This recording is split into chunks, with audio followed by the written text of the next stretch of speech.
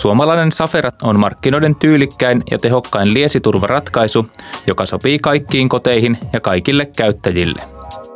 Safera-turvatekniikka on saatavissa lisävarusteena laajaan liesituuletin mallistoon, josta löytyy sopiva malli jokaiseen tarpeeseen.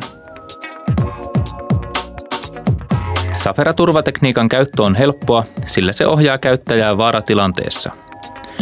Vaaratilanne ruoanlaiton yhteydessä aiheutuu usein unohduksesta tai ruoanlaiton odottamattomasta keskeytymisestä, jonka voi aiheuttaa esimerkiksi lapsi tai puhelimen soiminen. Huomatessaan vaaratilanteen Safera hälyttää. Jos hälytykseen ei reagoida, laite katkaisee liedestä virrat. Hälytyksen saa kuitattua ja virrat palautettua helposti napin painalluksella. Tulipalon liedellä aiheuttaa useimmiten liedelle jäänyt palava materiaali, kuten pannunalusta tai patalappu.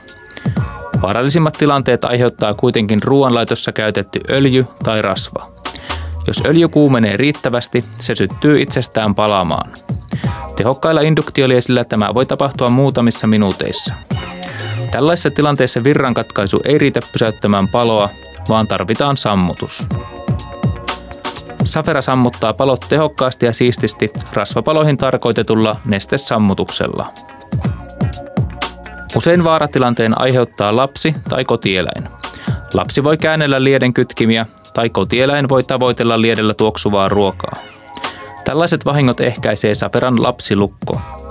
Jos liesi yritetään käynnistää lapsilukon ollessa päällä, laite hälyttää ja virta katkeaa 5 sekunnin kuluttua. Lapsilukon kytkin on lasten ulottumattomissa, mutta aikuiselle sen käyttäminen on helppoa. Lapsilukon saa tarvittaessa kytkeytymään automaattisesti päälle, kun ruoanlaiton lopettamisesta on kulunut 10 minuuttia.